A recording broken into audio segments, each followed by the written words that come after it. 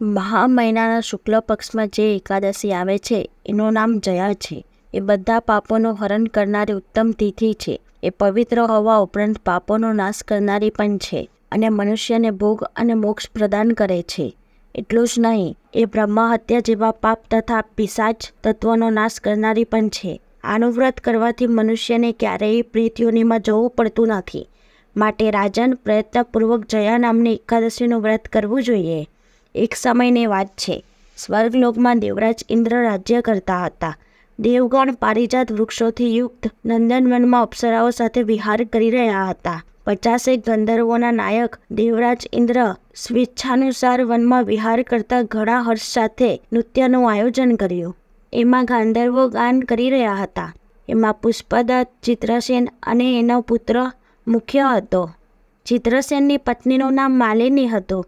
માલિનીને એક સુંદર કન્યા ઉત્પન્ન થઈ હતી. એ પુષ્પવતીના નામથી વિખ્યાત હતી. પુષ્પદંત ગાંધર્વનો એક પુત્ર હતો. એને લોકો માલ્યવાન કહેતા. માલ્યવાન પુષ્પવંતીની ઉપર આશક હતો. આ બંને પણ ઇન્દ્રના સંતોષ માટે નૃત્ય કરવા આવ્યા હતા. આ બંનેનું ગાન થઈ રહ્યું હતું. એમની સાથે અપ્સરાઓ પણ હતી.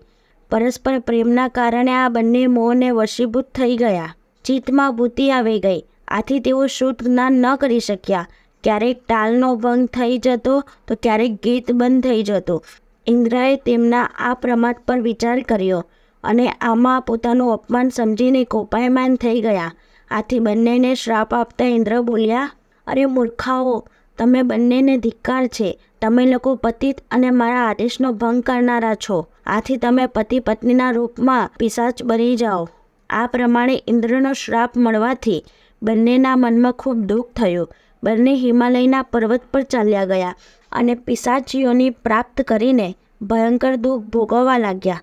શારીરિક યાતનાથી ઉત્પન્ન થયેલા તાપથી પીડિત થઈને બંને પર્વતની કંડારાઓમાં ભટકતા હતા.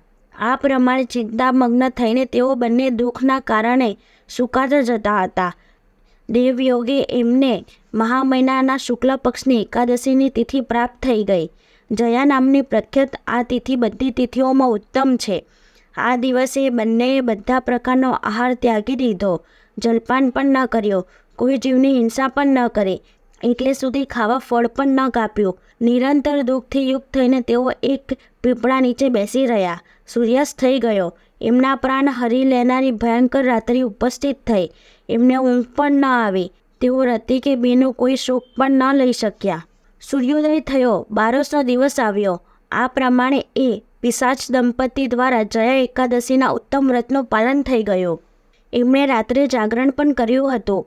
આ વ્રતના પ્રભાવથી અને વિષ્ણુની શક્તિથી એ બંનેનું પિશાચપણું દૂર થઈ ગયું. પુષ્પવંતી અને માલ્યવાન પોતાના પૂર્વરૂપમાં આવી ગયા. એમના હૃદયમાં એ જ જૂનો સ્નેહ ઉભરાઈ રહ્યો હતો. એમના શરીરો પર પહેલાં જેવા અલંકારો શોભતા હતા. તેઓ બંને મનોહર રૂપ ધારણ કરીને વિમાન પર બેઠા અને સ્વર્ગલોકમાં ચાલ્યા ગયા.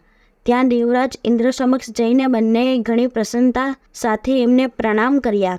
એમને આ રૂપમાં ઉપસ્થિત જોઈને ઇન્દ્રને ઘણું જ આશ્ચર્ય થયું. એમણે પૂછ્યું, કહો, કયા પુણ્યના પ્રભાવે તમે બંને પિશાચ યોનિમાંથી છૂટી ગયા? તમે તો મારા શ્રાપિત હતા. તો પછી કયા દેવતાએ તમને તેમાંથી છુટકારો અપાવ્યો? માલ્યવાન બોલ્યો, સ્વામી, ભગવાન વાસુદેવની કૃપા અને જયા નામની એકાદશીના વ્રતથી અમારું પિશાચપણું દૂર થયું છે. શ્રી કૃષ્ણ કહે છે, રાજન, આથી એકાદશીનું વ્રત કરવું જોઈએ. જેણે આ એકાદશીનું વ્રત કરી લીધું એણે બધા પ્રકારનું દાન કરી લીધું અને બધા યજ્ઞો પૂર્ણ કરી લીધા. આ મહાત્માને વાંચવાથી અને સાંભળવાથી અગ્નિહોમ યજ્ઞનું પુણ્ય મળે છે.